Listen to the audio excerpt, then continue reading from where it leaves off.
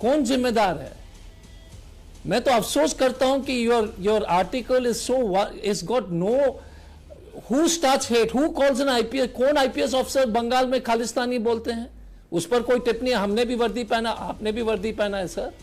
IPS officer को आप खालिस्तानी बोल रहे बंगाल में, कोई आपत्ति नहीं। विदुरी जी के भाषण कोई आपत्ति नहीं, जर्सी का प्रधानमंत्री का कोई आपत्ति नहीं, मन बुद्धि कोई आपत्ति नहीं, और आप बोल रहे political rhetoric. It's a joke sir. अगर आप पढ़ते, गूगल भी करते, तो एक आर्टिकल है जो ग्लोबल ट्रांसपेरेंसी इंडेक्स के मुताबिक 655 जो है हेट स्पीचेस इस देश में हुए हैं। 655, उसमें से 75% जो है भाजपा शासित प्रदेश में है, उसमें से जो है 40% विश्व हिंदू परिषद है। बताइए विश्व हिंदू परिषद किसके अंग है? तो लेट अस टॉक। सो हेट स्पीच पर शुरू करते हैं। Vikram ji please answer me. Bharatiya Janata party doesn't indulge in hate speech. कपड़े पहचान लीजिए, कब्रिस्तान। जवाब लूं? सर इश्यू ये, मैं जवाब ले लेती हूं। इश्यू क्या है? एक मिनट, लेट मी कंप्लीट। एक नहीं, can I complete? Can I complete? One second, I need to complete. When first question, एक जनरल बख्शी भी थे, उस तरह का टीवी चैनल हम कभी कभी देखते, तो उसी तरह से सरकार पे पक्ष में हमें कोई, देखिए निष्पक्ष क्या होता है, क्योंकि ये जो निष्पक्ष का जो है चादर हम पैट करके बोलते हैं कि ये हेट स्पीच है। हेट स्पीच किसी का भी हो, विदुरी जी का हो, अनुराग ठाकुर का हो, खालिस्तानी बोलना। Problem is not political opponents. Political opponent को गोली चलाया था ट्रंप के खिलाफ, वो रजिस्टर्ड रिपब्लिकन था। आपका जो संगठन, जो दिल्ली में जो मीटिंग्स हो रहे थे कि, अब बताइए डीजीपी साहब, एक चीज सर बता दीजिएगा कि यूपी पुलिस ने कहा कि आप अपना नाम लिखिए, कल जात लिखने पड़ेगा, दलित का खाना नहीं खाओगे। नाम किस लिए लिख रहे हैं? क्यों? जो कवर यात्रा के लिए, उस पर कोई टिप्पणी, वो हेट नहीं है सर आपके लिए। तब जो है राजनीतिक माहौल खराब होता है सर। अमित मालवीय जो बोल रहे थे, मैं आपसे पूछता हूं कि यूपी पुलिस का जो आदेश है, कल जो है हम दलित ओबीसी के हैं तो आप खाना नहीं खाइएगा हमारा ठेला से, आप यही कहना चाहते? वो हेट स्पीच नहीं है। वो दलित और आदिवासी और मुसलमान के बीच में बंटवारा आप नहीं कर रहे, वो हेट स्पीच नहीं है, और वो माहौल नहीं बदलता है। ठीक है, मैं जवाब ले रही हूं सर। प्रधानमंत्री का कब्रिस्तान में बदलता है। सिलेक्टिव है जिस तरीके के आरोप यहां पर कांग्रेस की तरफ से लगाए जा रहे हैं, बहुत सिलेक्टिव सर, और बहुत नैरो साइटेड विजन के साथ आपने ये आर्टिकल लिखा है। उन्होंने बहुत से मुद्दे गिना दिए, आपने सुना, मुझे दोहराने की जरूरत नहीं है सर। गोली मारो से लेकर जो पुराना बयान था और सांसद साहब का था, मंत्री जी तब थे वो, और अब वो लेटेस्ट जो मुजफ्फरनगर वाला मामला आया है उसको भी गिना रहे हैं। इस सबको किस कैटेगरी में रखेंगे, और इस पर आपने आंखें क्यों मूंद ली सर? इसका जवाब दे दीजिए। ध्यान से सुने, अजय कुमार जी ने बात तो बहुत अच्छी से शुरुआत की, और बाद में राजनीतिक पुट और तड़का लगा दिया। देखिए, मेरी कोई राजनीतिक महत्वाकांक्षा नहीं है, और अब इस उम्र में क्या खाक, अब मैं जो पॉलिटिकल पार्टी ज्वाइन करूंगा। पहली चीज, अब आपने जो की बात खोल ही दी है, हमारे यहाँ मेहमान ने कितनी रोटी खाई इसका हम बयान नहीं करते हैं। पहला बयान दे दें, जब बड़ा पेड़ गिरता है तो धरती हिलने लगती है। ये कौन सा बयान था? मैं बड़ी श्रद्धा करता हूं जिन्होंने ये कहा था, मैं बड़ी श्रद्धा करता हूं। हो सकता है कि अब इस संकट की घड़ी में उन्हें कुछ अरगल बात कह दी थी। और मैं फिर कह रहा हूं, जिसने भी हेट स्पीच की है, कानून के अंतर्गत कार्रवाई होनी ही चाहिए।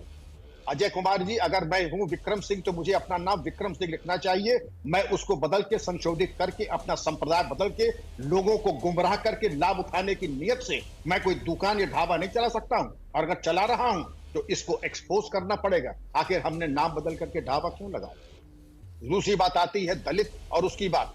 हम लोग एक प्रबुद्ध समाज में हैं, यहाँ न अस्पृश्यता, छुआछूत या इस तरीके की हेट का कोई स्थान नहीं है। हम सब भारतीय हैं और सब बराबर हैं, ये किसी की मंशा नहीं है। लेकिन अपना नाम बदल करके लोगों को भ्रम की उत्पन्न करके और अपना व्यापार बढ़ाएं और अपनी जो है टर्नओवर बढ़ाएं, ये भी अस्वीकार्य है। अब हम बात आते हैं इसको लेकर के, ये निर्वाचित प्रधानमंत्री के ऊपर एकदम से तो बात दूर तक चली जाएगी ना सर। फिर तो वो कि दूसरे समुदाय के लोग होते हैं, और वो मीट एक्सपोर्टर्स को लेकर भी कहा जाता है कि वो कौन कौन से नाम रख लेते हैं अपने, है ना। वो चर्चा का विषय आज है नहीं, उस पर जाएंगे तो बात बहुत दूर तक जाएगी। यहाँ फिलहाल बस इसी पर केंद्रित रखते हैं कि समाज में जिस तरीके से आप कह रहे हैं कि द्वेष बढ़ रहा है ना, और उसके लिए आपने यहाँ पर कांग्रेस और खासतौर से राहुल गांधी के बयानों का जिक्र किया। तो मैं सीधे इंतजार कर रहे थे हम, सुधांशु जी भी अब हमारे साथ आ गए हैं। सुधांशु त्रिवेदी जी का रुख करते हैं, बीजेपी के प्रवक्ता सांसद इस समय हमारे साथ मौजूद हैं और उन्हीं से जानते हैं, प्रेस कॉन्फ्रेंस भी आज सुधांशु जी ने की है, कि राहुल के बयान आखिरकार प्रधानमंत्री नरेंद्र मोदी की सुरक्षा के लिए क्यों खतरे का अलार्म बीजेपी को लगते हैं। सुधांशु जी मैं बताता हूं, देखिए डॉक्टर अजय कुमार जी ने जो बोला, या तो वो आईपीएस अफसर भी रहे हैं या तो उनकी समझ नहीं है, मर्ज बड़ा गहरा है। विक्रम सिंह जी ने तो सिक्योरिटी की बात कही थी, ये हेट स्पीच और पॉलिटिकल बात कहां से आ गई। अजय कुमार जी, मैं चैलेंज करके बोलता हूं, हमारे किसी नेता ने आपके किसी नेता के लिए मौत, मर जा, हिटलर की मौत, कुत्ते की मौत, कब्र खुदेगी बोला हो? कभी भी जब वास्तविकता में लोकतंत्र की मौत हो गई थी तो भी इंदिरा गांधी जी की कभी मौत की कामना करता हुआ कोई बयान हो तो बताइएगा। चाहे नेहरू जी ने प्रतिबंध लगाया हो या नरसिम्हा राव ने प्रतिबंध लगाया हो, अगर मौत की कामना करने वाला कभी मौत शब्द भी आया हो तो बताइएगा। और पता नहीं आपको क्या समझ में आता है। अनुराग ठाकुर ने कब बोला था गोली मारने की बात? मैं चैलेंज करके कहता हूं, निकालिए वो वीडियो। अनुराग ठाकुर ने बोला देश के गद्दारों को जनता कह सकती थी धक्का मारो, जनता कह सकती थी जूता मारो, जनता ने कहा गोली मारो। ये गद्दारों से इतनी हमदर्दी किस बात की है भाई? आपको सुनाई नहीं पड़ता या सेलेक्टिव एमनीसिया है? और दूसरी बात मैं कहना चाहता हूं, जो विक्रम सिंह जी ने कही, इस बात का हेट स्पीच, ये सरतन से जुदा हेट स्पीच थोड़ी थी। अजय कुमार जी, सरतन से जुदा हो गया था।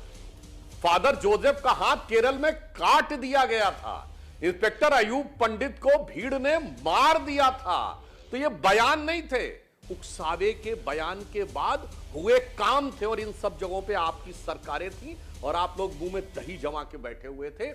इस कारण से यह समस्या उभर के सामने आती है। इसलिए इस प्रकार की चीजों पे ईमानदारी के साथ गंभीरता से बात करनी चाहिए। आपकी संख्या बढ़ी है, उत्तरदायित्व भी बढ़ा है, उसमें उद्दंडता मत दिखाइए, उसमें परिपक्वता दिखाइए। और रोमाना जी, मैं एक और बात कहना चाहता हूं। हाँ जी। अगर उन्होंने कहा कि अपना नाम और पहचान बता दो, तो ये पहचान छुपाने वालों के लिए इतना अरमान दिल में क्यों छुपा रहता है? डॉक्टर अजय कुमार, एक तरफ दूसरे समुदाय के लिए तो यह है कि मीट की भी पहचान होनी चाहिए, हलाल सर्टिफाइड होनी चाहिए, और वो सर्टिफिकेशन भी गवर्नमेंट की एजेंसी नहीं देगी। के बयानों को लेकर जो ये लेख विक्रम सिंह ने लिखा है, प्रधानमंत्री नरेंद्र मोदी की सुरक्षा को इससे खतरा, आप किस तरीके से देख रहे हैं इस एनालिसिस को? देखिए, विक्रम सिंह जी मेरे बड़े आदरणीय हैं और टीवी पे हमेशा मेरे साथ कई बार पैनलों में रहे हैं और उनकी उपस्थिति बड़ी प्रबुद्ध उपस्थिति रहती है। सुधांशु जी भी बड़े प्रबुद्ध प्रवक्ता हैं, तो मैं समझता हूं कि हम लोग के एक परिप्रेक्ष्य में रख के बात कर सकते हैं। और अगर हम पुराने तमाम बयानों को ढूंढ के लाएंगे जो एक दूसरे के खिलाफ बोले गए, फिर उनको सूची, फिर तो एक तराजू होना चाहिए, इसमें एक तरफ भाजपाइयों के बयान रख दीजिए, एक तरफ कांग्रेसियों के बयान रख दीजिए, फिर उस तराजू को तोलते रहिए, उससे कोई समस्या हल नहीं होगी। या पुरानी घटनाओं को निकाल के ले आएंगे। सही बात। ये सब आज के 4 जून को जो चुनाव परिणाम आया, उसके बाद जो परिस्थिति बनी है, उस परिस्थिति के तहत ये सारी बातें हो रही हैं। मेरा मानना यह है कि भारतीय जनता पार्टी का बहुमत कम हो गया, भारतीय प्रधानमंत्री की लोकप्रियता घटती हुई दिखाई दी। इसके बाद में भारतीय जनता पार्टी लंबे अरसे से एक ऐसे मुद्दे की तलाश में है जो अभी तक उसे नहीं मिला है। मैं नहीं मानता हूं अभी चर्चा हो रही इससे उन्हें मुद्दा मिल गया है। एक मुद्दे की तलाश में है कि किसी तरीके से स्पिन देकर, कोई बहाना लेकर इस चीज को, इस पूरी परिस्थिति को बदला जाए। ये जो ट्रंप के ऊपर हमला हुआ, मतलब आप कह रहे हैं कि बीजेपी का जो नीचे आता हुआ ग्राफ है, उसको कैसे रोका जाए? ट्रंप के कान में गोली लगी, उसके बाद में एक सिक्योरिटी सुरक्षा के दृष्टिकोण से आदरणीय विक्रम सिंह जी ने अखबार में, मैंने भी आज सवेरे उनका इंडियन एक्सप्रेस में लेख पढ़ा मैंने, तभी मेरे दिमाग में खटका था कि इसके ऊपर कुछ राजनीतिक बहस होगी और उसके तुरंत बाद बहस शुरू भी हो गई। तो मेरा कहना है कि उसने भाजपा को मौका भी दे दिया और भारतीय जनता पार्टी उसको एक स्पिन देना चाहती है अपने पक्ष में कि प्रधानमंत्री के खिलाफ हिंसा का भड़कावा हो रहा है। भाई देखिए, राजनीति में बहस का स्तर गिरा है, एक दूसरे के खिलाफ अशिष्ट बातें जो और इस तरह की बातें लगातार की जा रही हैं। लेकिन मुझसे पूछा जाए तो कोई भी वक्तव्य ऐसा नहीं है इसने प्रधानमंत्री के खिलाफ हिंसा का आह्वान किया हो। इस प्रकार का मतलब उसमें से निकालना एक खास मौत, कब्र, देखिए वो ऐसी बहुत सी बातें, खुद नरेंद्र मोदी की बातों को, अभी नरेंद्र मोदी ने जो चुनावी मुहिम चलाई थी उसमें क्या था? देश के एक 15-16% एक अल्पसंख्यक समाज के खिलाफ पूरी तरह नफरती भाषण था और चुनाव आयोग में उसके खिलाफ हेट स्पीच की शिकायत की गई। चुनाव आयोग ने आज तक उसका फैसला नहीं लिया है।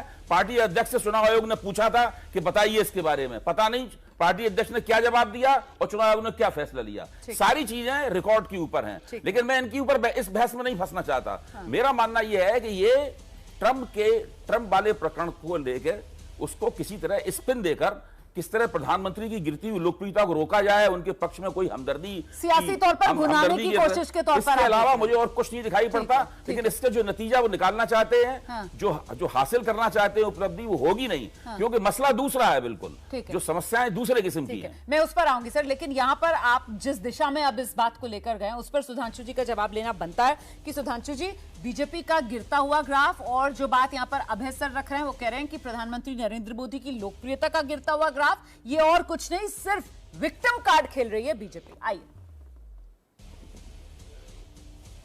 देखिए, अभय जी बहुत प्रबुद्धता और संतुलन के साथ बहस करते हैं, परंतु आज मुझे इस बात पे थोड़ा शॉक लगा जब उन्होंने कहा उन्हें एक भी ऐसा बयान नहीं ध्यान है जिसमें मोदी जी की मृत्यु की बात की गई। तो सुनिए महोदय, सुबोध कांत सहाय गृह राज्य मंत्री हो चुके हैं, हिटलर की मौत मरेगा।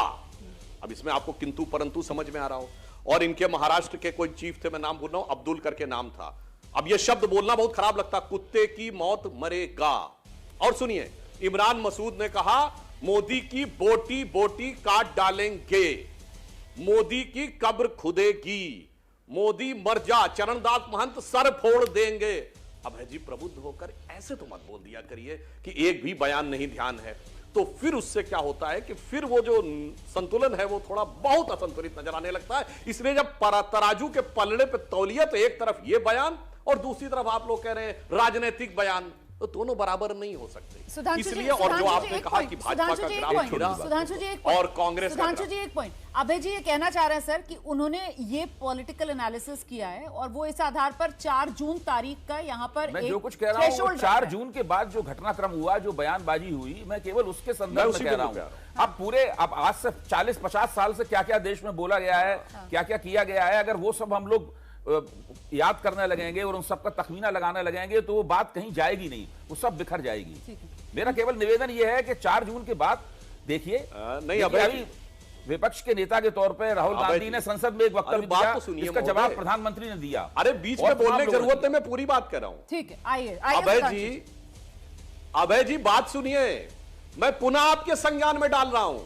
ये 70 साल में एक ऐसा बयान दिखाइएगा हमारी तरफ से। दूसरा, 4 जून से पहले चुनावों के दौरान 2 प्रेस कॉन्फ्रेंस मेरी हो चुकी है मोदी जी के ऊपर हेट स्पीच पे, जाके चेक कर लीजिएगा। 2 मेरी हो चुकी हैं भाई, इसको जाके रिकॉर्ड में चेक कर लीजिएगा। 4 जून के बाद की बात नहीं। और मैं 4 जून के बाद ग्राफ नीचे आने की बात करता हूं। रोमाना जी, ग्राफ हमारा नीचे आ गया है? उड़ीसा में हमारी सरकार बनी है, कांग्रेस भूल गई कि नवीन पटनायक से पहले वहां कांग्रेस का मुख्यमंत्री हुआ करता था, गिरधर गोमांग। ग्राफ हमारा नीचे आ गया है। पहली बार तमिलनाडु में बीजेपी को कांग्रेस से ज्यादा वोट मिला है, कांग्रेस को 10.25, बीजेपी को 11.5। ग्राफ हमारा नीचे आ गया है। दक्षिण भारत की बात करते थे, सारे दक्षिणी राज्यों मिला के हमारी सीटें और वोट दोनों कांग्रेस से ज्यादा है। ग्राफ हमारा नीचे आ गया है। जहां जहां कांग्रेस भाजपा का मुकाबला था, अजय जी और अभय जी बता दें एक जगह जहां कांग्रेस ने हमसे ज्यादा सीटें पाई हो। हां, जहां सीटें पाई हमसे ज्यादा, जानते कहां है? महाविकास अघाड़ी के कंधे पे चढ़ के महाराष्ट्र में, मुस्लिम लीग के कंधे पे चढ़ के केरल में, जेडीएस की कीमत पर कर्नाटक में, तेलंगाना राष्ट्र समिति की कीमत पे तेलंगाना में, और समाजवादी पार्टी के कंधे पर चढ़कर उसमें। और एक और मैं फैक्ट बता दूं, इस चुनाव में सबसे बड़ी जीत किसकी हुई है?